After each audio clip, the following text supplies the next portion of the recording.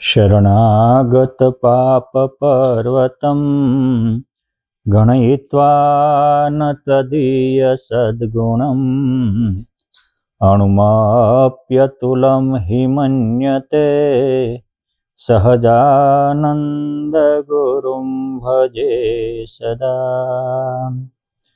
ओम श्री स्वामिनारायणाय नमो नमः। श्री हरिकृष्णाय घनश्यामाय पूर्ण पुरुषोत्तमाय नमो नमः। बोलो श्री स्वामिनारायण भगवाननी जय। हरि कृष्ण महाराजनी जय। सर्वे स्नेही संतो भक्तों ने हૈયાના હેતથી ભાવથી ભેટીને અમેરિકા ટેલફોર્ડ હીરકભાઈના ઘરેથી જય સ્વામિનારાયણ। આજે તારીખ 30 એપ્રિલ 2025 અને બુધવાર। વાલા ભક્તો, સુખી થવાનો સીધો રસ્તો છે સદભાવના। કાંઈ પણ જગ્યા હોય ત્યાં સદભાવના હોય તો સુખ થાય, દુર્ભાવના હોય તો દુઃખ થાય। એરોપ્લેન તો આપણી ઉપરથી અનેક ઉડતા હોય, પાણી ઉતરે નહીં। એરોપ્લેનને ઉતારવા માટે એરપોર્ટ જોઈએ। એ જ રીતે સુખને ઉતારવા માટે સદભાવના જોઈએ। જેટલી પરસ્પર સદભાવના થાય એટલું સુખ થાય। અને અમે પૂજ્ય હરિસ્વરૂપ સ્વામી પાસે ગયા હતા ત્યારે સ્વામીએ સરસ વાત કરી હતી કે કોઈ પણ માણસને જ્યારે ભગવાનને મોક્ષના માર્ગે લેવો હોય તો પહેલા એને ભગવાનમાં કે સંતોમાં સદભાવ પ્રેરે। જેમાં સદભાવ થાય એની પછી આપણને કંઈક સેવા કરવાનું મન થાય। જેની સેવા કરીએ પછી આપણને એમની વાત સાંભળવાનું મન થાય, અને વાર્તા સાંભળીએ તો પછી આપણને એનો સત્સંગ કરવાનું મન થાય। સત્સંગ વાત સાંભળી તો એમાં પ્રેમ થાય, પ્રેમ થાય પછી વિશ્વાસ થાય, વિશ્વાસ થાય પછી એની આગળ નિખાલસ નિષ્કપટપણે વર્તાય। અને આ 6 સ્ટેપ ભાવના, સેવા, સત્સંગ, સ્નેહ, વિશ્વાસ અને નિષ્કપટ નિખાલસતા થાય ત્યાં પુરુષોત્તમ નારાયણ હાજર થઈ જાય। આ ભગવાનને ભેટવાનો સીધો રસ્તો છે। પણ માણસની ભાવના અસ્થિર હોય ત્યાં સુધી કાંઈ મળતું નથી। આ વિશ્વનો નિયમ છે, તમે જેવું વાવો એવું લણો। આ કહેવત મુજબ ધરતીમાં તમે સફરજનનું બીજ નાખો તો અનંત સફરજન મળે, લીંબુનું બીજ નાખો તો અનંત લીંબુ મળે, મોસંબીનું બીજ નાખો તો અનંત મોસંબી મળે, કેળાનું બીજ નાખો તો અનંત કેળા મળે, ઘઉં કે બાજરાનું બીજ નાખો તો અનંત ઘઉં કે બાજરાથી મળે, અને બાવળિયાનું બીજ નાખો તો અનંત બાવળિયાના કાંટા મળે। એ જ રીતે આપણી જ ભાવના એ અનંત ગણી થઈને આપણને મળે છે, અને આપણી જ કુભાવના અનંત ગણી થઈને આપણને મળે છે। માટે સુખી થવું હોય તો સદભાવ કેળવવો અનિવાર્ય છે। ભગવાન સ્વામિનારાયણ એક સરસ વાત કરતા। ગઢપુરમાં મહારાજ બેઠા હતા। મહારાજ કે એક રાજાને નાની નાની પૂતળીઓ બહુ વાલી હતી, અને દરબારમાં 5 પૂતળીઓ હતી। કોઈ આ વંશ જેવા કે એમના કામ કરનારા અનિલભાઈ કારીગરો હોય તો ઘર સફાઈ કરવા આવે ત્યારે રાજા એટલું જ કે જોજે હો, ધ્યાન રાખજે, પૂતળીને કાંઈ થાય નહીં। હવે એ ઘરના સફાઈ કરનાર એકવાર એમના કર્મચારી બીમાર પડ્યા એટલે એને એના મિત્રને બોલાવ્યા કે ભાઈ મારી જગ્યાએ આજે તમે આ રાજાના રૂમની બંગલાની સફાઈ કરી દેજો ને। સારું, પણ ધ્યાન રાખજો એટલે પૂતળી કાંઈ થાય નહીં। રાજાની એ પ્રિય પૂતળીઓ છે। એટલે ઓલા કામ કરતા હતા એને એટલો બધો ખ્યાલ ન રહ્યો, કારણ કે નવા હતા। એટલે એ પૂતળી આમ હરખું કરવા ગયા, કારણ કે કોઈની પ્રેક્ટિસ તો હતી નહીં, નવું જ હતું। એમાં સહેજ એક પૂતળીને હાથ અડી ગયો। હવે પૂતળી તો પૂતળી છે, આપણે નાના નાના છોકરા પૂતળી જેવા હોય એ ઠેકાણે નથી રહેતા, તો ઓલી તો પડી હોય તો ક્યાં ઠેકાણે રહે, બરાબર છે. પૂતળી પડી અને તૂટી ગઈ, એટલે રાજાને કોઈ મેસેજ આપ્યો કે તમારી 5 પૂતળીઓ હતી એમાંથી એક આજ કામ કરવા આવ્યો હતો ને જે ખંડિત થઈ ગઈ છે. રાજાએ કશું જ સાંભળ્યા વિના સીધો હુકમ ફરમાયો કે જાઓ એને ફાંસીની સજા આપી દે. રાજા પાસે આવ્યા, એટલે તું કામ કરતો તો કે હા. ત્યાંથી તૂટી ગઈ તો કે હા, ફાંસી ચડાવી દો. એટલે આ કાંઈ બોલ્યા વગેરે સીધી દોટ જ મૂક્યા એને. અને ઓલી બીજી 4 હતી ને એને જે ધક્કો માર્યો ને એ કરે ટુકડા ટુકડા કરી નાખ્યા. રાજા અચંબો પામી ગયો. રાજા અચંબો પામી ગયો, તારી આ હેસિયત, મારી 5 પૂતળીઓને તે તોડી નાખી. તો હું ઘણી વાર કહું છું, કોઈ પણ હોય તો એક સિક્કાને 2 બાજુ હોય. જ્યારે માણસ એક જ બાજુ જોવે છે ત્યારે ઘૃણા પેદા થાય છે, અને 2 બાજુ જોવે તો ત્યાં સમાધાન થાય છે, ત્યાં શાંતિ રહેલા છે, ત્યાં સુખનો સાગર ઉલટે છે. રાજાને એમ થયું કે આ એક તોડીને ફાંસી આપી, આ બીજી તોડી આવ્યો, માટે આમાં કંઈક બીજી સાઈડ પણ હશે.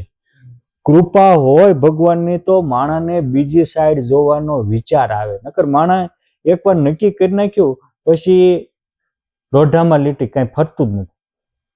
એને બીજી સાઈડ જોઈ કે કેમ તોડ, કે જો રાજા આ તમારી પૂતળી 25 રૂપિયાની હતી, એ જમાનામાં 25 રૂપિયાની થાળી જ આવતી હોય, અને આ મારું શરીર છે ને એ અબજો રૂપિયાનું છે.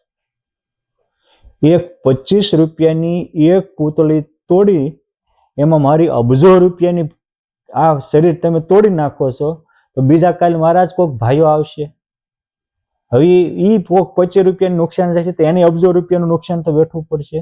તો મને એમ થયું કે હવે મારે અમથી મેં વેઠ્યું આ એક 25 રૂપિયાની પૂતળી હારું બીજા મારા 4 ભાઈઓની જાન બચી જાય, એ બિચારા જીવી શકે અને શાંતિથી એના પરિવારની સાથે એ રહી શકે, એવા હેતુથી મેં એક હારે બધી તોડ નાખી. એટલે બીજા મારા 4 ગુરુ ભાઈઓના કે મારા મિત્રોના પ્રાણ બચાવવા માટે મેં આ કર્યું છે.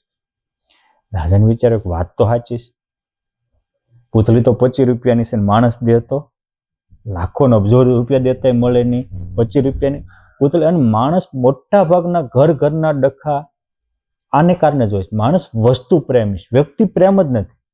એને એની 5, 25 કે 500 રૂપિયાની વસ્તુ નુકસાન જાય એટલે ઓલો માણસ કરોડ રૂપિયાનો હોય ને તો એને કચરું કરી નાખે છે. અને વસ્તુ પ્રેમીને કોઈ દિવસ પરમાત્મામાં પ્રેમ થતો નથી. વસ્તુ પ્રેમી એના ફેમિલી સાથે પ્રેમથી જીવી શકતો નથી, તો ભગવાન સાથે શું ધૂળ જીવી શકવાનો? વ્યક્તિ પ્રેમીને જ ભગવાન પોતાનો પ્રેમ વરસાવે છે.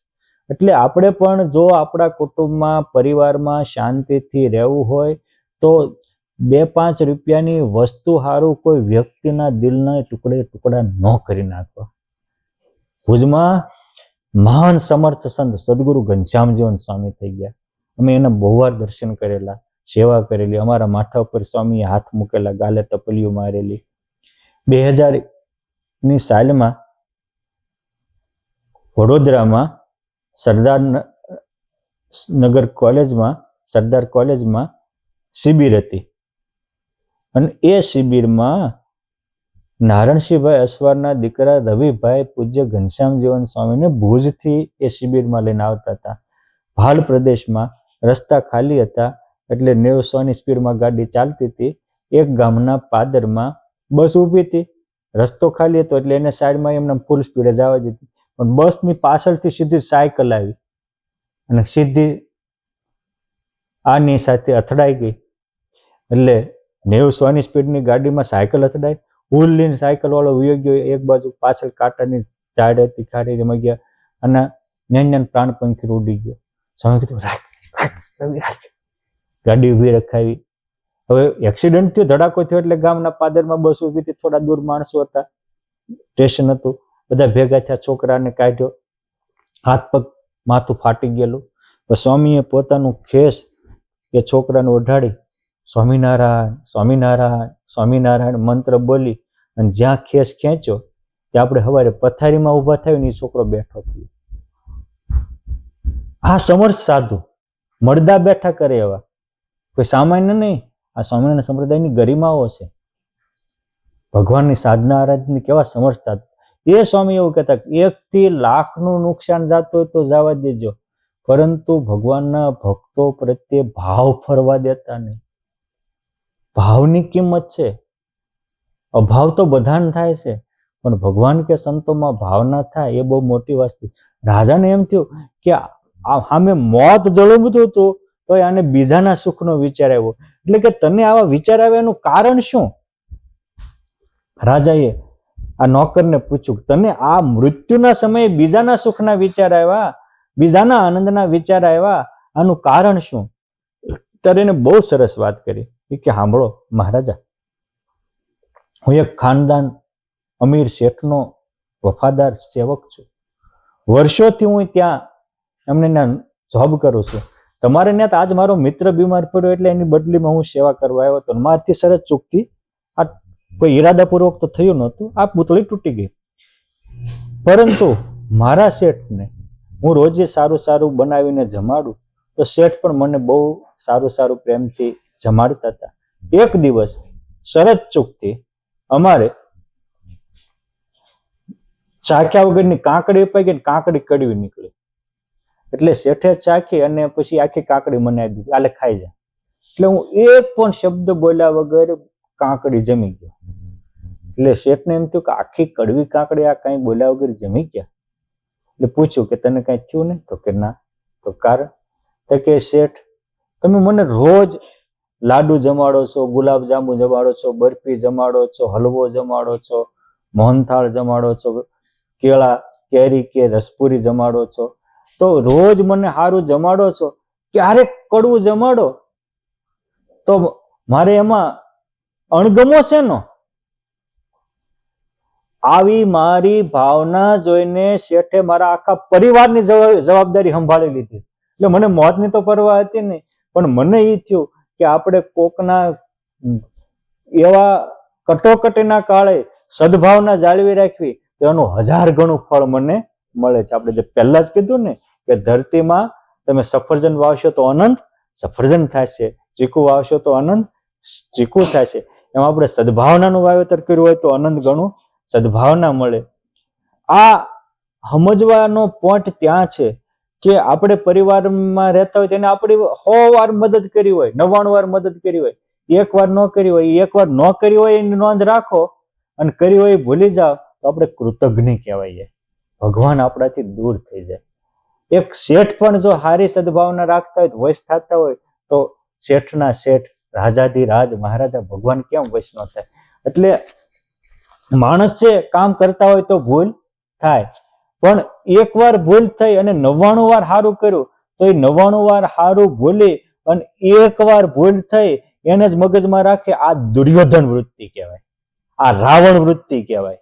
અને જ્યાં સુધી આવી જે, કારણ કે વ્યક્તિઓમાં એક ભમર વૃત્તિ હોય છે અને એક ભૂંડ વૃત્તિ હોય છે. ભૂંડ વૃત્તિ વાળો કોઈ દી સુખી ન થાય. ભૂંડને તમે બગીચામાં મૂકો ને તો એ ખાંડો જ ખૂંદશે, અને ભમરને તમે કાદવમાં મૂકશો તો ત્યાં કમળ ઉપર બેસીને એનો રસ હસાવશે. એમ અમુક માણસ ભૂંડ વૃત્તિ ના હોય, એ હારામાંથી મોડું જ ખોદ્યા કરે, હારું એની નજરમાં જ ન આવે. અને આવી વૃત્તિ વાળાને કોઈ દિવસ દિલમાં ભક્તિ પ્રગટતી નથી. એટલે ભગવાન સ્વામિનારાયણે વચનામૃતમાં સ્પષ્ટ કહ્યું લોહિયાના 5માં કે દત્તાત્રેય ભગવાનની પેઠે જેને ગુણ ગ્રહણ કરવાનો સ્વભાવ હોય એના હૃદયમાં સત્સંગનો પાયો અચળ થાય છે. બહુ મહત્વની વાત છે કે સારું પકડવું, મોળાને કાઢી નાખવું. આજની ભાષામાં કહીએ તો પોઝિટિવ વિચારવું, નેગેટિવ ન વિચારવું. આપણા ગ્રંથોની ભાષામાં કહીએ તો ગુણ લેવા, અવગુણ ન લેવા. ખૂબી ખોળો, ગુણ ગોતો, એ કહેવું બહુ હેલું છે, પણ માણામાંથી એ પકડી લેવું એ વિરલ પુરુષનું કામ છે. સૂત્ર તો બહાર પડે પણ એ જીવનમાં આવે ત્યારે જીવનનો રંગ લઈ જાય છે. આ એક શ્રીજી મહારાજ કે છે એક સદભાવના. એને એમ થયું કે આટલું મારું સારું કર્યું હતું તો એક વાર થોડુંક મોડું થઈ ગયું તો શું? આ માનવતા છે. અને સારું હોય એમાં એક મોડું થયું મોડાને જ પકડી રાખવું, હારાને પકડવું જ નહીં, એ દાનવતા છે. ધર્મરાજા યુધિષ્ઠિર, પાંડવો એ દુર્યોધન ગમે એટલું મોડું કરે તો સારું જ ગોતતા હતા, મોડું નહોતો ગોત. આપણા ભગવાનનો પણ એક ગુણ છે. જીવા ખાચર ગઢપુરના એ કેટલી વાર મહારાજને મારી નાખવા સુધીના કાવતરા કર્યા, તો મહારાજ દે એને ન ગણ્યા. અને એક વાર મહારાજને શેરડી જમતા સોતો વાગેલો, લોહી નીકળ્યું તો મંડળ બાંધીને પાટો બાંધ્યો, એ ગણીને પુરુષોત્તમ નારાયણનો ઉદ્ધાર કર્યો. ભગવાનનો આ મોટા મોટો ગુણ છે કૃતજ્ઞતા. એટલે આપણે એક કોઈના પ્રત્યે સારી ભાવના વ્યક્ત કરીને આપણા જીવનને ધન્યતાથી ભરી દેતા હોઈએ છીએ. પણ જેના ભાગ્યના દ્વાર ખુલ્યા હોય એ આવી સારી ભાવના સ્વીકારી શકે, સારી ભાવના કરી શકે અને સારી ભાવના જીવનમાં અપનાવી શકે.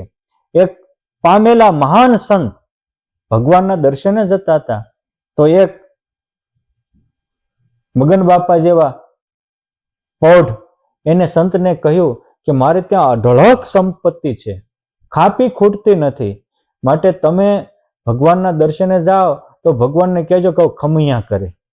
આપણને એમ થાય કે ભગવાનને કહેજો કે હજી થોડુંક દેવું છે પુરાઈ જાય.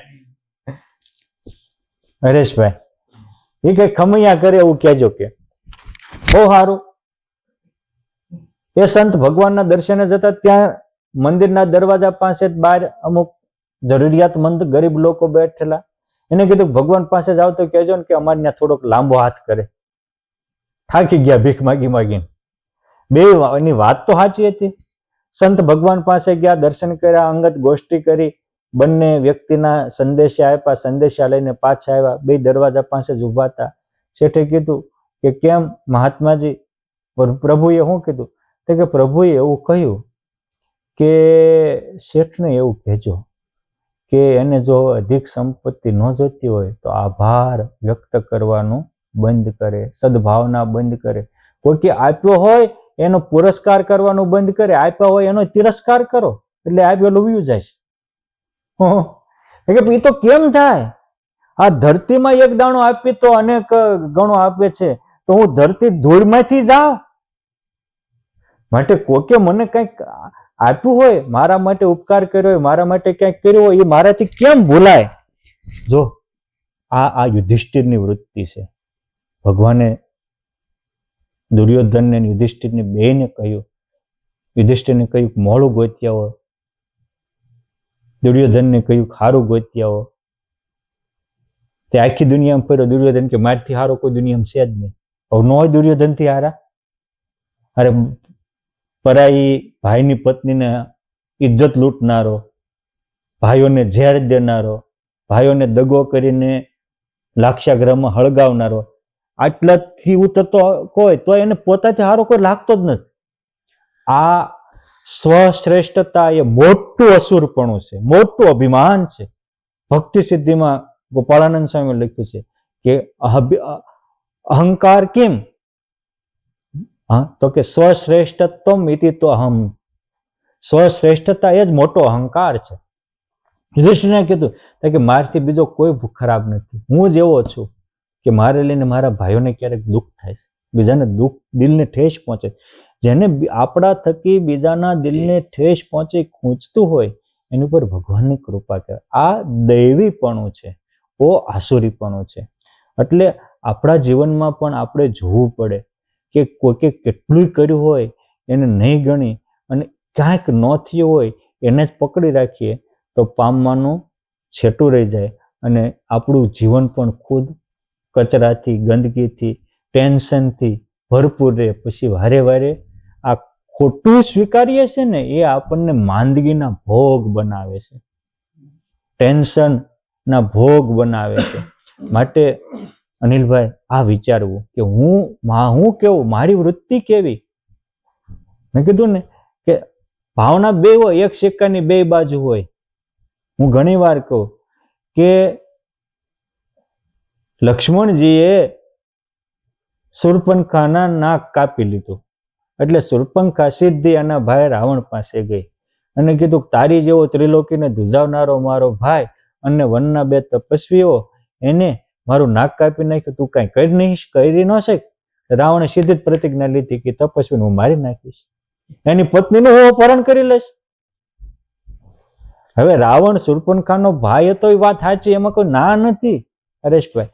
શૂર્પણખાના ભાઈ પ્લસ એ લંકાનો રાજા પણ હતો કે નહોતો? એની બધી પ્રજાની જવાબદારી હોય કે ન હોય? પણ જો એક જ પડખું જોયું, એક જ પડખું, આને કહેવાય આસુર ભાવ. નકર રાવણ એ ફરજમાં આવે ને કે ભાઈ તું ત્યાં ગઈ હતી શું કામ?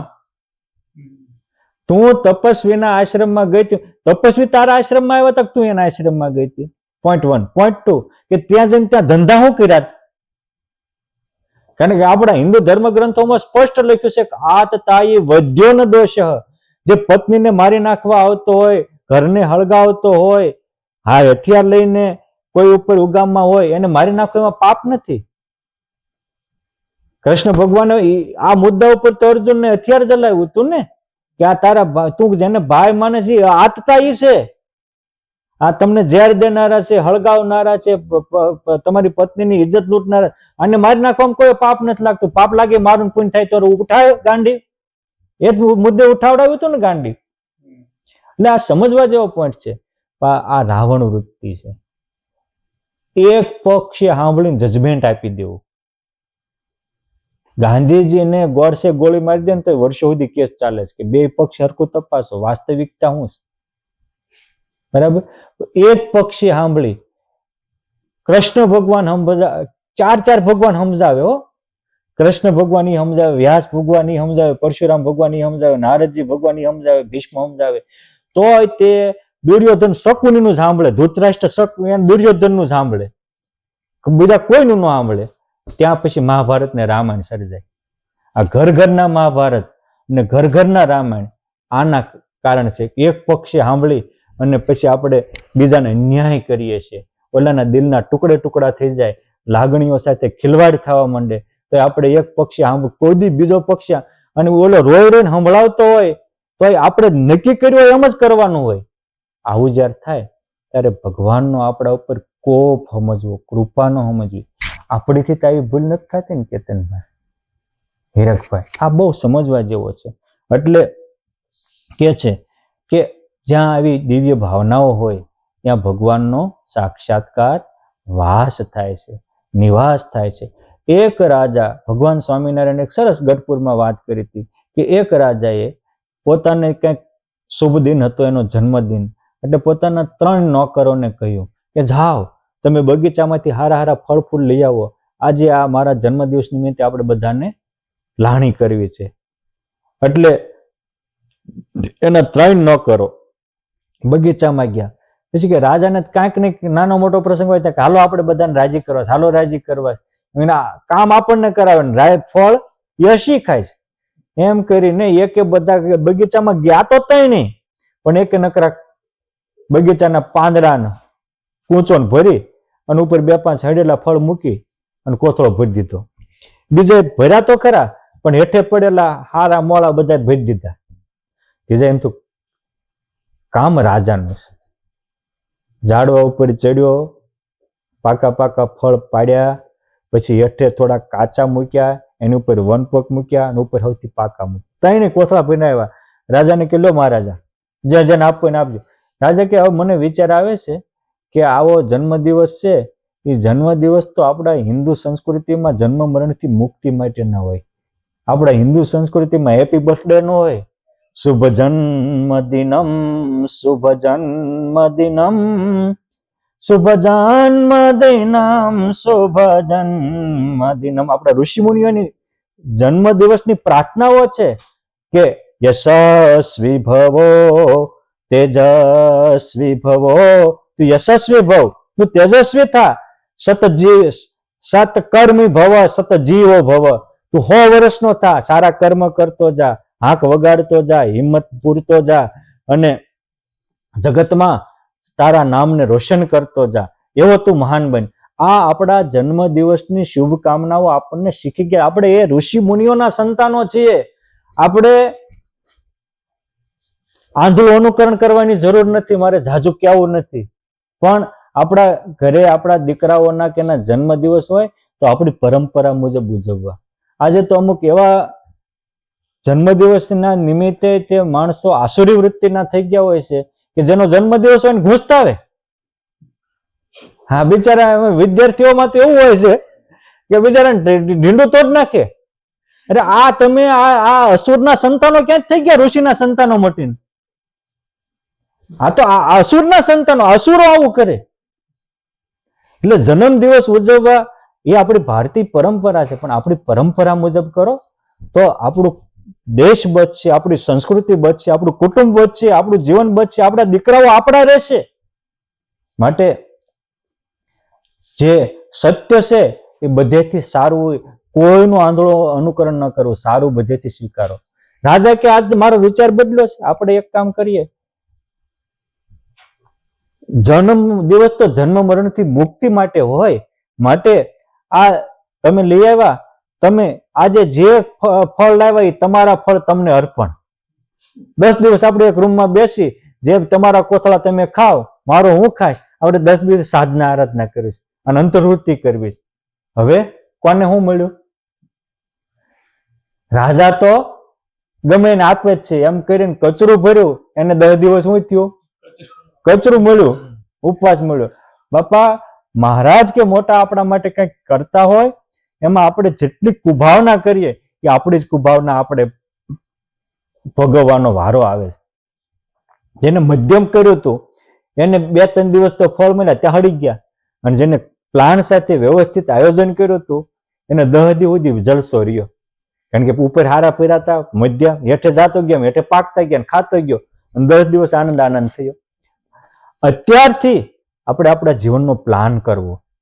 જેનો જીવનમાં ગોલ હોય એનો રોલ ઉત્તમ હોય છે, જેને ગોલ નથી એનો રોલ જ નથી બનતો, પછી રોલર થઈ જાય છે. માટે રોલર ન થવું હોય તો હારો રોલ ભજવે એવું આપણું જીવન બનાવવું. એક ઊંચી ભાવના, એક સદભાવના કેટલું મોટું કામ કરે છે એ સમજવા જેવું છે. અમે ભણતા હતા ત્યારે એક રાજાજી નામનો પાઠ આવતો હતો. રાજાજી, પાઠનું નામ જ હતું રાજાજી. કાનપુરમાં આઝાદ ભારતના લડવૈયાઓ હતા એ વખતે કાનપુરના એક રાજાજી કરીને આઝાદીના સેનાની થઈ ગયા. બહુ સુરવીર હતા. એક મોટી એને એક ટીમ ઊભી કરેલી વિધર્મીઓ, વિદેશીઓ સાથે. પણ એને પોતાનો સ્વાનુભવ એ લખેલો કે હું નાનો હતો, આ વંશ કે વીર જેવડો, ત્યારે એ કાનપુરમાં રહેતા હતો. તો કાનપુર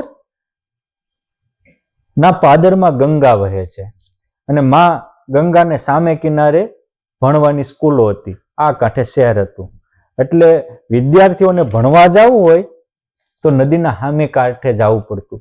એ આપણી પ્રાચીન સંસ્કૃતિ આ ટાઈપની જ હતી કે થોડુંક નગરથી દૂર છોકરા જાય કુદરતી વાતાવરણમાં એટલે એનો સર્વાંગી વિકાસ થાય, સર્વાંગી પોષણ થાય અને થોડુંક ખોટી અહમતા મમતાથી પણ મુક્ત થાય, બીજા બધા સાથે મિલનસાર હળીમળીને રહી શકે. આવી એક ઋષિ મુનિઓની પરંપરા હતી. એટલે એ કે હું જાતો, પણ મારા પિતા થોડા ઉદાર હતા. એટલે મારા પિતા ઉદાર એટલે ત્યાં જવાનું થાય તો એ વખતે મહિનાના 80 પૈસા લેતા હતા નાવવાળા. કેટલા? તો મારા પિતા 1 રૂપિયો આપતા હતા, 20 પૈસા વધારે. કેટલા ખાલી? તો 20 પૈસા હું વધારે આપતા મારા પિતા. એટલે અમે બધા વિદ્યાર્થીઓ જાતા હોય અને નાવ મને જોઈ જાય એટલે સીધો નાવિક ઠેકડો મારીને આવે કે રાજાજી આઈએ બેટા, રાજાજી આઈએ, બેઠ જાય, આઈએ બેઠ જાય. એમ કે મને તેડીને નાવડી મૂકી દે, તેડીને ઉતારે. મારે કોઈ પગના મોજા કે બૂટ કાઢવા પડતા નહીં. કેટલા પૈસામાં? ખાલી 20 પૈસામાં. એ નાનપણના એના પ્રસંગને યાદ કરીને એને નોંધ્યું હતું કે આપણે બીજા કરતા થોડું સારું કરીએ ને તો એક નાવિક પણ તેડી લેતો હોય તો અનંત કોટી બ્રહ્માંડનો નાથ કેમ ન તેડી લે? ચોક્કસ તેડી લે. પણ આપણે કરતા થોડુંક સારું કરવું, બીજાનો વાદ ન કરવો કે 80 પૈસા આપે છે તો હું 70 જ આપીશ, તો પછી ફટકારે. બરાબર ને? એટલે એક સારી ભાવના, એક સદભાવના આપણા અંદરને આનંદના સાગરથી ઝૂલતો કરી દે. વચનાવતમાં પણ પ્રશ્ન પૂછાણો કે આઠે પર આનંદમાં કેમ રહેવાય? કારણ કે એ એમ સમજે કે જેવા બ્રહ્મપુરને વિશે ભગવાનના મુક્તો છે એવા જ આ મુક્તો છે અને એની ભેગું મને રહેવા મળ્યું છે, માટે મારા મહાભાગ્ય છે, મારા બળભાગ્ય છે. આમ જે સમજે એના અંતરમાં આઠે પર આનંદ રહે. વસ્તુ આટલી જ છે કે જેવા ધામમાં મુક્ત મહારાજ છે એની ભેગું મને રહેવા મળ્યું છે. હવે પેલા આપણને ધામ તો મનાવવું જોઈએ ને. અને મોટા સંતો હોય આ ધામના મુક્તો જેવા જ છે. કારણ કે જો ગોપાળાનંદ સ્વામી, ગુણાતીતાનંદ સ્વામી, બ્રહ્માનંદ સ્વામી બધા મોટા ટોપુ જેવા, એમાં કોઈ શંકા જ નહીં. પણ આપણે આજે કંઈક જરૂર પડી હોય ને તો અત્યારે ભગવાન આપણી ભેગા હોય ને એમાં રહીને જ કંઈક હરખું સમજાવે. આપણે ખોટે રસ્તે ગયા હોય ને તો અત્યારે હારે હોય ને એમાં જ ભગવાન બાવડું પકડીને આપણને સદ રસ્તે લઈ જાય.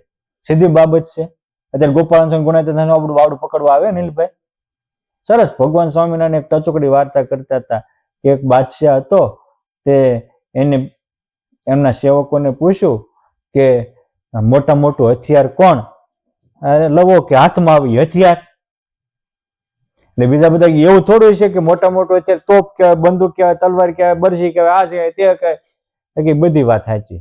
મને જે હુજ્યું મેં કીધું કે તને હુજે થોડું હાલે કે વાસ્તવિક એ કે સાંભળો બજારમાં નીકળ્યા હોય અને કૂતરું વાહી પડે ત્યાં તોપ ગોતવા જવાય? હે એ જે પાણો મળે પાણો, નકર પગરનું પગરખું મળે પગરખું નાખો, કૂતરું ભાગી જાય ને આપણે બાપ આવી ગયા સલામત ઘરે. માટે હાથમાં આવી હથિયાર મોટું. એમ આપણા સમયમાં જે આપણને મળ્યા હોય એમાં જે મોટાપણાનો સ્વીકાર થઈ જાય એ ત્યારે આપણા ભાગ્યના દ્વાર ખુલે. એટલે આપણા ગ્રંથોમાં પ્રીત કર પ્રગટ પર બ્રહ્મચુ પર હર અવર પંપાળ્યો. એટલે ખોટા વિચારો છોડ, જે પ્રગટ છે એમાં પ્રીતિ કર, ભજન કર ભાવશું પ્રગટ પર બ્રહ્મનું પર હર અવર પંપાળ પ્રાણી. આ પ્રગટ મહારાજ કે મુક્તો હોય એમાં જેટલું આપણને સદભાવ રહે, દિવ્ય ભાવ રહે, એ આપણા દિવ્યતાના દ્વાર ખોલી આપે છે. મૂળી ધામમાં પાર્ષદ મોહન ભક્ત રહેતા હતા. એ મોહન ભક્ત એવા કે આમ હરિનારાયણ સ્વામી એટલે કે બ્રહ્માનંદ સ્વામીના શિષ્ય તદરૂપાનંદ સ્વામી અને તદરૂપાનંદ સ્વામીના શિષ્ય મહાપુરુષદાસજી સ્વામી, મહાપુરુષદાસજી સ્વામીના શિષ્ય હરિનારાયણ સ્વામી, ચોથી પેઢીએ જેને આજે મૂળી ધામમાં ઘનશ્યામ મહારાજ અને મોટો સભા મંડપ બનાવ્યો વગેરે ઘણા સારા કાર્ય કર્યા. છપૈયામાં પહેલું વહેલું મહારાજનું જન્મસ્થાન મહારાજે એને દર્શન લઈને દેખાડેલું. અયોધ્યામાં મંદિરના પાયા એને નખાવેલા. કોઈ સમર્થ સાધુ સાક્ષાત્કાર એના કાળમાં મોહન ભગત હતા. એ સ્વામી સભા કરીને બેઠા હોય, આ તો ગાયોનું કામ કરતા હતા, ખેતીવાડીનું કામ કરે, ગાયોનું રખવાળું કરે, પણ નીકળે ત્યારે એને એમ થાય કે આ તો અક્ષરધામની સભા છે, આ તો બધા અક્ષરધામના મુક્તો છે. ખાલી એક ભાવના છે. હા, વંશ જેવો છોકરો આમ ખાતો હતો, તે મારી જેવી પૂછ્યું એટલે શું કરે? કે જમું. શું જમે? કે સિંગદાણા. હાથમાં કહે છે ને કે મનમાં વિચારું છે કે તો પણ કે કાજુ બદામ ખા ને કે પોહાવું પડે ને. માણાને ઊંચી ભાવના પોહાતી જ નથી. મહારાજ તો વચનાવત મધ્યના બીજામાં સ્પષ્ટ કહે છે કે જેવા ગોલોક, વૈકુંઠ, શ્વેતદીપ આદિક ધામ છે એની કરતા આ સભા અધિક છે. એક એક હરિભક્તને અમે અતિશય તેજોમય યુક્ત દેખીએ છીએ. એમાં લગાર પણ ખોટું કહેતા હોય તમને પરમહંસના સોગન છે. સોગન શું કામ ખાય છે? હેતુ બતાવે છે કે તમને આવું અલૌકિકપણું મનાતું નથી એટલે સોગન ખાય છે. આ ભગવાનની વેદના છે. 1874માં ભગવાન સ્વામિનારાયણે ભીમ એકાદશીનો ઉત્સવ જેતલપુરમાં કર્યો. આખો દિવસ હિંડોળે ઝૂલ્યા, હજારોને સમાધિ કરાવી, અનેક પ્રકારનો આનંદ આપ્યો, અનેક રૂપ ધરીને ભક્તોને દર્શન આપ્યા, રાત્રિય સભા કરી, પરમહંસો બેઠા હતા. અને પછી મહારાજ બોલ્યા કે આજ હું તમને અતિ રહસ્ય એકાંતની વાલપે વાત કહું. આજ હું તમને અતિ રહસ્ય એકાંત, અને આજ મારે તમારી ઉપર એક હેતનો ઉભરો આવ્યો છે. એટલે 12 વાગે જાગરણ પૂરું થતા બધા વિયાઈ ગયા. પછી જેટલા અંગત હતા એને કહે છે સાંભળો હરિજન સૌ, અતિ રહસ્ય એકાંતની આજ વાલપે વાત કહું. પછી બોલ્યા કે આજ આપણા સૌના અતિ તેજોમય તન છે, છટા છૂટે છે તેજની જાણે ઉગ્યા કોટી હિંદ છે. આજ આપણા એક એકના તેજોમય તન છે, તેજની છટાઓ છૂટે છે, અલૌકિકતા છે. આ ભગવાનની મોટાની મોટાઈ છે. એક આ અલૌકિકતા છે. એક મિથિલાપુરનો સંતદાસ કરીને બ્રાહ્મણ, એના પિતાનું નામ વિષ્ણુદત્ત, લગભગ 14-15 વર્ષનો થયો અને મિથિલાપુરથી સંઘ બદ્રીનાથની યાત્રાએ જતા હતા. અને ત્યાં બદ્રીનાથની યાત્રાએ ગયા ત્યારે બદ્રીનાથનું દિવ્ય વાતાવરણ જોઈ અને એમ થયું કે બહુ ભટક્યા, હવે અહીં અટકવાની જરૂર છે. અને વ્યક્તિને આટલી જ ખબર પડી જાય ને કે ક્યાંથી છટકવું અને ક્યાં અટકવું, આટલી ખબર પડી જાય ને લટકવું ને ભટકવું ન પડે. ક્યાંથી છટકવું અને ક્યાં અટકવું. અને આમ ત્રીજી બાજુ કહીએ તો ક્યાંથી છટકવું, ક્યાં અટકવું અને ક્યાં ટકવું. અટક્યા પછી ત્યાં ટકવું પડે ત્યારે આપણા કંઈક ટકે, તો એને લટકવું ન પડે. એને એમ થયું કે અહીંયા અટકવા જેવું છે. એ બદ્રિકાશ્રમનું દિવ્ય વાતાવરણ જોઈને એ લઈ ગયા. સંઘ તો પાછો ગયો, કીધા છોકરા સંતદાસ તારે આવવું નથી? તો કે ના, અમારા પરિવારને કહી દેજો કે અહીંયા સાધના આરાધના કરવા રોકાઈ ગયો. ચાતુર્માસના તપશ્ચર્યા કરી. તપશ્ચર્યાને અંતે એકાદશીના પાવન દિવસે વહેલી સવારે પુરુષોત્તમ નારાયણ ભગવાને દર્શન લીધા અને કીધું કે માગ કે હું અખંડ પ્રગટ પ્રભુની સેવા કરું અને પ્રગટ પ્રભુનું સાનિધ્ય માણી શકું એવી કૃપા કરો. કે હું તો અત્યારે અહીં મૂર્તિરૂપ છું, પ્રગટ પ્રભુના ત્યારે દર્શન કરવા હોય, પ્રગટ પ્રભુને પામવું હોય તો આજે ગુજરાતમાં સર્વ કારણના કારણ દેવાનામ એપયો દેવ ઈશ્વરાણામ તથેશ્વર કાલશ્યાપ્ય કાલ કારણાનામ ચ કારણમ, એવા કારણના કારણ, દેવોના દેવ, કાળના કાળ પુરુષોત્તમ નારાયણ પ્રગટ થયા છે. ગુજરાતની ધરતીને પાવન કરી રહ્યા છે. ડભાણમાં મોટો વિષ્ણુ યાગ કરવાના, તું ત્યાં પગી જા, એના સાનિધ્યમાં રહેજે, એ તારું જીવન ધન્ય ધન્ય બનાવી દેશે. પછી ભગવાનના આશીર્વાદ લઈ એ સંતદાસ નામના વિપ્ર વિચરણ કરતા કરતા ગુજરાતમાં આવ્યા, અમદાવાદમાં આવ્યા. બ્રાહ્મણોને પૂછ્યું ડભાણ ક્યાં? ત્યાં કે ડભાણમાં સ્વામિનારાયણ યજ્ઞ કરે છે, એમ બધા ત્યાં જ આવી છે, લાડવા ખાવા મજા આવશે. જો એકને ભગવાનના, વ્યક્તિ તો એક જ છે, પણ એકને ભગવાનમાં લાડવાના દર્શન થાય છે અને એકને ભગવાનમાં ભગવાનના દર્શન થાય છે. અમે નીકળીએ તો અમે તો જે છીએ એ છીએ જ તે, કીધું એક સિક્કાની બે બાજુ હોય. અમે નીકળીએ તો એને થાય કે આ લાડવા નીકળ્યા, આઈને બે દીક ભેગો લાડવા ખાય છે, શું ખાય ખબર પડે? બરાબર ને? આ બે દી ખોટી કલ્પના કરવાનો કોઈ અર્થ નથી. પણ નિમ્ન માણસ કોઈ દી ઊંચી ભાવના કરી શકતા નથી. મહારાજ એવું કહે છે કે આપણે બેઠા હોય સભામાં એવું માનીએ કે આ તો બ્રહ્મોલની સભા, મંદિર છે એ અક્ષરધામ છે અને ત્યાં આવનારા બધા અક્ષર મુક્તો છે. આટલી જ ભાવના થઈ જાય, આપણા ભાગ્યના દ્વાર ખુલી જાય. આ અમદાવાદના બ્રાહ્મણો સાથે ડભાણ પહોંચ્યા. એ લાખો લોકોની ભીડ ભરાણી હતી. સુંદર સિંહાસન ઉપર 3 ચોગલાની પાઘનો ધરતલ પુરુષોત્તમ નારાયણ બેઠા હતા, સર્વશ્વેત વસ્ત્ર ધારણ કર્યા હતા. મહારાજે સામે આવીને બોલાવ્યા, એટલામાં આમ જામ ભગવાને ઈશારો કર્યો તો ઓલા સંતદાસ વિપ્રને આવવા દો. જેમ કૃષ્ણ ભગવાનનો ચરણારવિંદનો અંગૂઠો જમનામાં પડ્યો અને બે કાંઠે વહેતી જમનામાં વિભાગ થઈ ગયા. એમાં માણસનો હિલોળા હતા, પણ આ વિભાગ થઈ ગયા. અને વચ્ચે સંતદાસ દોડતા આવ્યા પુરુષોત્તમને જોઈને. મહારાજ કે કેમ બદ્રિકાશ્રમમાંથી નરનારાયણ ભગવાન મોકલ્યા? હા કે નરનારાયણ ભગવાને. આટલું જ બોલતા સમાધિ થઈ ગઈ. અલૌકિક અનુભવ થયા. દેવોના, ઈશ્વરોના, મુક્તો જેની સ્તુતિ કરતા એવા પુરુષોત્તમના દર્શન થયા. દર નિશ્ચિત થયો કે આ જ સર્વ કારણનું કારણ છે. પછી જિંદગી પુરુષોત્તમ નારાયણને સમર્પણ કરી. પુરુષોત્તમ નારાયણની કૃપાથી 3 કાળનું એને જ્ઞાન થયું. સ્થિત દિશા પામ્યા. સંપ્રદાયમાં શતાનંદ સ્વામી અલગ છે અને સંતદાસજી અલગ છે. એ 1866 ડભાણના યજ્ઞ પ્રસંગે પોષ સુદ બીજના દિવસે ભગવાનને પરમહંસને દીક્ષા આપી.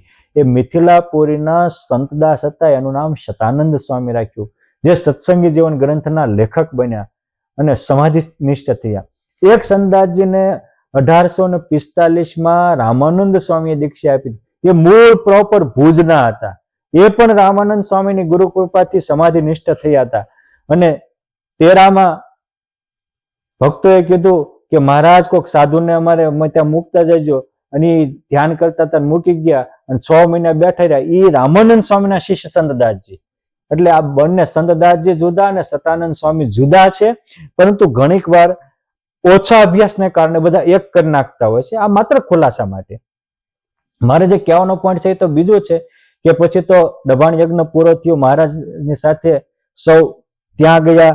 ભુજમાં સ્નાન કરતા હતા. મહારાજની ઈચ્છાથી એ હમીર સરોવરમાં ડૂબકી મારી અને સીધા બદ્રિકાશ્રમમાં નીકળ્યા.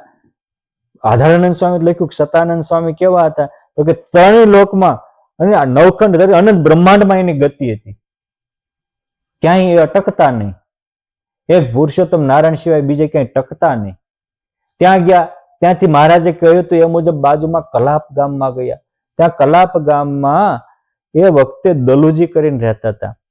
દલુજીનો ઇતિહાસ આપણા ગ્રંથોમાં લખાયો છે કે જે દિવસે સૃષ્ટિનું સર્જન થયું તે દિવસે એ દલુજી વગેરે 16 મુક્તો ત્યાં કલાપ ગામમાં રહેતા. બદ્રિકાશ્રમથી નજીકમાં એક નાનો નેહડો છે, આપણે નાનું ટાઉન કે શું કે અહીંયા ટાઉન કે એમનું એક નાનું ટાઉન છે, એનું નામ છે કલાપ.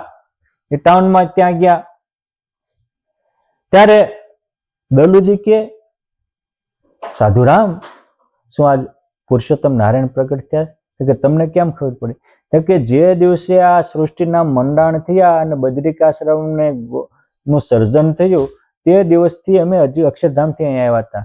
અહીંયા બીજાથી અવાય જ નહીં. તમે આવ્યા તેથી અમે ભગવાનને પ્રાર્થના કરી હતી કે જ્યાં તમે આ અમારા બ્રહ્માંડમાં આવો ત્યારે મુક્ત મોકલજો. તમે આવ્યા એટલે મને ખબર પડી ગઈ પુરુષોત્તમ નારાયણ પ્રગટ્યા. હવે એ પુરુષોત્તમ નારાયણ ત્યાં રહ્યા થકા કરે છે હું એ તો મને કહો. ભક્ત ચિંતામણીમાં નિષ્કળાનંદ સ્વામી આ પ્રસંગ નોંધ્યો છે કે આ સંતદાસજી કેવા હતા તો કે મોટા સંત મહારાજના છે શિરોમણી સંત દાસ, ફરે એકલા ઉતરે જેને નહીં તન મન ત્રાસ. તનનો મનનો કોઈ ત્રાસ નહીં. વળી કે છે કે માની વચન મહારાજનું ધર્યું અંતરે અનુપ, તે દિન તન ભાન ભૂલ્યા થઈ ગયા તદરૂપ. પુરુષોત્તમ રૂપ થઈ ગયા, તદરૂપ થયા તે તદરૂપ. અને જે આત્માને બે સ્થાન છે, કાં એ મૂર્તિ રૂપે રહે કાં દેહ રૂપે રહે, કાં દેહમાં રહે કાં ભગવાનમાં રહે. બીજું ચોથું તત્વ જ નથી. અને જેમાં રહે જે રૂપે હોય એનું સુખ આવે. આમ તો આધ્યાત્મિક માર્ગનો સિદ્ધાંત છે કે અહમ અને આસક્તિ મૂકો અને મૂર્તિ ને મરજીમાં રહો. પરંતુ જીવ જ્યારે અહમ મૂકે ત્યારે એ અહમ જાય ત્યારે એ ભગવાનની મરજીમાં રહી શકે છે અને આસક્તિ જાય ત્યારે મૂર્તિમાં રહી શકે છે. અથવા એમ કહીએ કે જ્યારે ભગવાનના સામર્થ્યનો સ્વીકાર થાય ત્યારે અહમ જાય છે અને અહમ જાય ત્યારે મૂર્તિમાં મરજીમાં રહેવાય છે. અને ભગવાનના સુખનો સ્વીકાર થાય ત્યારે આસક્તિ જાય છે, વાસના જાય છે, ઉપાસના શરૂ થાય છે અને મૂર્તિમાં રહેવાય છે. આ વસ્તુ આ છે કે વસ્તુ ભગવાનના સુખ અને સામર્થ્યના સ્વીકારની વસ્તુ. જ્યાં સુધી ભગવાનના સુખનો સ્વીકાર ન થાય ત્યાં સુધી વાસના જાય જ નહીં. અને જ્યાં સુધી ભગવત સામર્થ્યનો ભગવત કર્તૃત્વનો સ્વીકાર ન થાય ત્યાં સુધી અહંકાર જાય જ નહીં. અહમ મૂકો, અહમ મૂકો, અહમ મૂકો. કોના ભોગે મૂકવો? જીવનો નેચર છે. સારું મળે જ મોડું ટળે, સારું મળે જ નહીં તો આ કે તેદીના ભૂલ્યા ભાન. તેની વાર્તા સાંભળો લખું છું લવલેશ, જે દેહ છતે સિદ્ધ દિશા પામી પરે છે ઉત્તર દેશ. એની લવલેશ વાત લખું છું. એમાં મારે ત્યાં અત્યારે એક જ પોઈન્ટ કહેવો છે કે આ કે છે દલુજી કે સંતદાસની વિખ્યાત વાત કરો ત્યારે બોલ્યા સંતદાસ શું હું કહું, આજ સામર્થ્ય વાવરે બહુ, પાપી પામર જીવ જે જગે, તારા કોટી દીઠા છે મેં દ્રગે, પાપી પામર જીવ જે જગે, તારા કોટી દીઠા છે મેં દ્રગે. એક બે નથી તાર્યા, કેટલા ને તાર્યા છે? કરોડ ને તાર્યા છે. આપણને એમ થાય કે એ વખતે કરોડ સત્સંગી હતા ને તાર્યા ક્યાંય? છેલ્લામાં છેલ્લી નોંધ લેવાની તો લખ્યા છે 5 લાખ ઘર હતા અને એક અંગ્રેજ અધિકારીએ નોંધ કરી તેમાં એક ગણના મુજબ 17 લાખ જેટલા સત્સંગી હતા. તો કરોડો તેરા ક્યાંથી? તો જો અહીં એવું લખ્યું છે પાપી પામર જીવ જે જગ. જીવની વાત કરીશ, માણસની વાત નથી કરી. જીવ તો પશુમાં પંખીમાં હોય. અને સ્વામિનારાયણ ભગવાનનો એક સત્સંગી વશરામ સુતાર સંકલ્પ કરે કે મને પુરુષોત્તમ નારાયણ મળ્યા, અમારું તો કલ્યાણ થયું. કીડીઓનું કેદી કલ્યાણ થાય છે? કરોડો કીડીઓનું તે ઉદ્ધાર થાય. અરે સ્વરૂપાનંદ સ્વામી જેવા નરકના કુંડ ઉપર જઈને સંકલ્પ કરે કે સ્વામિનારાયણના પ્રતાપે આ નારકી જીવોનો ઉદ્ધાર થાય અને લાખો નારકી જીવોનો ઉદ્ધાર થાય. આ સતાનંદ સ્વામીની દિવ્ય દ્રષ્ટિ છે, એટલે એ જોઈ છે. એક એના સાધુ સંકલ્પ કરે હજારો ભૂતોનો ઉદ્ધાર થતો હોય. આ બધા આ જે સામાન્ય શિવ જે પશુ યોનિમાં હોય, પંખી યોનિમાં હોય, કીટ ભમર યોનિમાં હોય, એ પુરુષોત્તમ નારાયણ પુરુષોત્તમના લાડીલાના સંબંધે ઉદ્ધાર થતા હતા. એ સતાનંદ સ્વામીને દેખાય, આપણને ન દેખાય, કેમ કે આપણે બહુ સીમિત વૃત્તિ વાળા છીએ, એટલે આપણને તરત શંકા થાય. પણ જે લેખક છે એ જે સ્થાને બેસીને બોલે છે એ સ્થાને આપણે વિચારીએ ને તો આપણને કઈક મગજના કોષ ખુલે કે વાત તો સાચી છે. તારા કોટી દીઠા મેં દગે. સ્વામિનારાયણ ભગવાન નાગડકાથી લોયા આવતા હતા. શ્રાવણ મહિનાનો સમય હતો, ઝરમર ઝરમર મેહુલો વરસતો હતો. એક ટેકરી પર ભગવાન ઉભા રહ્યા, ચારે બાજુ ચોમાસાને કારણે હરિયાળી ધરતી લીલી ચાદર ઓઢીને પથરાઈને હતી. તમરાઓ તમતમ બોલતા હતા, કોયલના ટહુકારા થતા હતા, પંખીઓના મધુર કલરવ સંભળાતા હતા. મહારાજ ઉભા રહ્યા. મુક્તાનંદ સ્વામી કે મહારાજ શું વિચારો છો, શું કહો? મહારાજ કે સ્વામી શું કહું? કે મહારાજ જે હોય કોણ કેવું જ છે, પણ બધાને મનાતું નથી. જે કેવી જીભ જાલીને બોલીએ. અરે મહારાજ તોય કયો જે કેવું હોય. આધારાનંદ સ્વામીએ આ પ્રસંગે એમના શિષ્ય છે મુક્તાનંદ સ્વામીના અને ટેકરી ઉપર બનેલી ઘટના આધારાનંદ સ્વામીએ હરિચરિત્રામૃત સાગર પૂર 11 તરંગ 82 નોંધી છે. 1 થી 10 કડીઓમાં વાંચી લેજો, તમે પણ વાંચી શકો છો. મહારાજ કહે છે કે સ્વામી અમે જન્મા ત્યારથી આરંભીને અત્યારથી સુધીમાં રોજે 10,000 જીવના કર્મના ખાતા ટાળી અને એને ભગવાનના ધામના અધિકારી બનાવીએ છીએ. રોજના 10,000 જીવના. કેટલા? અરે કઈ રીતે? કે અમારા સંબંધમાં આવે, અમારા અડેલો પવન કોઈને વાય, અમારી દ્રષ્ટિમાં કોઈ આવી જાય, આ બધાને અમે ઉદ્ધાર કરીએ. આજે અમે કરોડો જીવના કર્મના બંધન કાપવા અને અલૌકિક સુખ આપવા આવ્યા છીએ. આ ભગવાન સ્વામિનારાયણની કોટી બ્રહ્મા જીવ કોઈ એવો નથી કે એને નો તારીએ.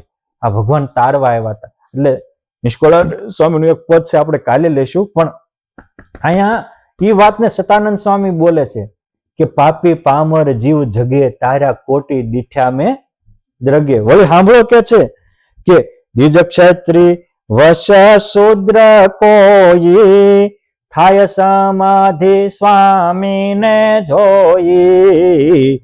હોય નર વળી કોય નાર વર્તે પિંડ બ્રહ્માંડ ને પાર. સામાન્ય નરનારી હોય તો એ બ્રહ્માકાર વર્તે. દેહાતીત ડોલતા ને બ્રહ્મકુમારીએ બોલતા. આવી અલૌકિક સ્થિતિ પુરુષોત્તમ નારાયણે સહેજે સહેજે આપી. અને કોણ કેટલા મોટા? બ્રહ્મસૂત્રમાં જયારે ભગવાનની મીમાંસા કરવામાં આવી તો લખ્યું કલ્યાણ એક તાન. કલ્યાણનું જેને તાન હોય, અર્થાત જેના થકી ઝાઝા જીવ તરે એ એટલા મોટા. સ્વામિનારાયણ ભગવાનને કેટલા જીવને તાર્યા માટે મોટા. કારણ કે કલ્યાણ એ કોઈ સામાન્ય બાબત નથી. ઋષિ મુનિઓ લાખો વર્ષો સુધી તપશ્ચર્યા કરી, સાધના આરાધનાઓ કરી, ત્યારે માંડ માંડ કલ્યાણ થયા છે. એ જીવનું કલ્યાણ કરવું એ તો તમામ સદગ્રંથોનો હેતુ છે, મોટા પુરુષનો અવતરણનો હેતુ છે. ની સહેજે સહેજે થાય છે. એટલે સતાનંદ સ્વામી જેવા ત્રિકાલગ્ન પુરુષ એવું કે છે, બહુ શાસ્ત્રમાં સાંભળે વાત પણ આજની વાત અખ્યાત. ખ્યાત એટલે પ્રસિદ્ધ. આજની વાતો પ્રસિદ્ધ હોય એવું નથી, અપ્રસિદ્ધ છે. શાસ્ત્રમાં લખ્યું હોય એનાથી બારી છે, સૌથી ન્યારી છે, અલૌકિક છે. શાસ્ત્રમાં લખ્યું છે કે કોકને અંતકાળે ક્યાંક ક્યાંક તેડવા આવે. બાકી એવું પણ લખ્યું છે શાસ્ત્રમાં કે કોટી જન્મ મુનિ જતન કરાઈ અંતે રામ આવત નહીં. કરોડ જન્મ સુધી જતન કરે તો અંતે ભગવાન આવે નહીં. અને આજની વાત કેવી છે તો કેવો કોણ હરિજન કાવે જેને અંતે તેડવા ન આવે. એવો કોણ છે? આજ ઘરે ઘરે ભગવાન તેડવા આવે છે. આજે મેં હમણાં જ તમને આધારાનંદ સ્વામીના 8મા પૂરનું તરંગ વંચાયું હતું કે પુરુષોત્તમ નારાયણની પ્રતિજ્ઞા ખાસિયત છે. આવી વાત સાંભળી અને તરત દલુજી બોલ્યા. ત્યારે દલુજી કહે, સુણો સંત આજ પોતે આવ્યા ભગવંત. આજ પોતે પૂર્ણ પુરુષોત્તમ નારાયણ આવ્યા છે. બીજા થાય કોટી અવતાર તેનું કારણ આ નિરાધાર, બીજા થાય કોટે અવતાર, તેનું કારણ આ નિરાધાર. આપણને એમ થાય કે શાસ્ત્રમાં 10 અવતારની વાત છે, 24 અવતારની વાત છે. આ તો કોક પાછળથી કોઈકે લખેલી વાત છે. ભાગવતજીમાં જ 39 અવતારનું વર્ણન છે. ગીતાજી તો બુલંદ કંઠે કહે છે કે સંભવામી યુગે યુગે, હું યુગ યુગમાં પ્રગટ થાઉં છું, એક એક યુગમાં પ્રગટ થાવ. અરે એક એક યુગમાં ક્યારેક 2-3 અવતાર પણ થઈ શકે છે. એક અવતારની ક્યાં કહો, એ વાસ્તુ લખી છે આપણા ગ્રંથોમાં જ છે, આપણા પુરાણોમાં જ છે. પણ જેને દ્વેષ જ કરવો છે, આંખે પટ્ટી બાંધી અને બીજાને ઊંધે રસ્તે જ ચડાવવા છે, એને કઈ આપણે કહેતા નથી. પરંતુ અહીં જે કોટી અવતાર થયા તમે કહો કાઢશો ક્યાંથી? તો ગીતાના પ્રમાણે, ભાગવતજીના પ્રમાણે, રામાયણના પ્રમાણે, રામાયણમાં લખ્યું છે કે જબ જબ હોત ધર્મ કી હાનિ, બાઢત અસુર અતિ અભિમાની, તબ તબ અધર્મ ઉત્તાપન કાજા, ધરતી પર ભગવાન અવતાર ધારણ કરે છે. એ રીતે યુગ યુગમાં જે સંભવ ગીતામાં પ્રતિજ્ઞા છે, રામાયણમાં પ્રતિજ્ઞા છે. હવે સમજો કે દલુજી છે ક્યારના? સૃષ્ટિનો આરંભ થયો ત્યારના. આજે સૃષ્ટિનો આરંભ થયો અને કેટલા વર્ષ થયા? તો કે વિરાટ બ્રહ્માંડના 50 વર્ષ થયા. દ્વિપ્રાર્થ કાળ થયો અને આ એનો પહેલો પહોર ચાલે. હવે વિરાટ બ્રહ્માંડનો એક દિવસ એટલે કેટલા થાય? તો કે આપણા 1000 ચોકડી જાય. એક ચોકડી એટલે 4 યુગ, એટલે કે આપણા 43,20,000 વર્ષ જાય ત્યારે એક ચોકડી થાય. 4 યુગની એક ચોકડી. અને એવી 1000 ચોકડી જાય ત્યારે બ્રહ્માજીનો એક દિવસ થાય. એક યુગના એક ગણો તો એક દિવસના 4000 થાય. તો 30 દિવસના કેટલા થાય? 4 ને 30,000 ગુણ નાખો, 4000 ને 30 ગુણ નાખો, હે 120 થયા. હવે એને 365 ગણ નાખો એટલે 1 વર્ષ થયું. એટલે 50 વર્ષ જાય ત્યાં 9 કરોડ ઉપરાંત અવતાર થઈ જાય.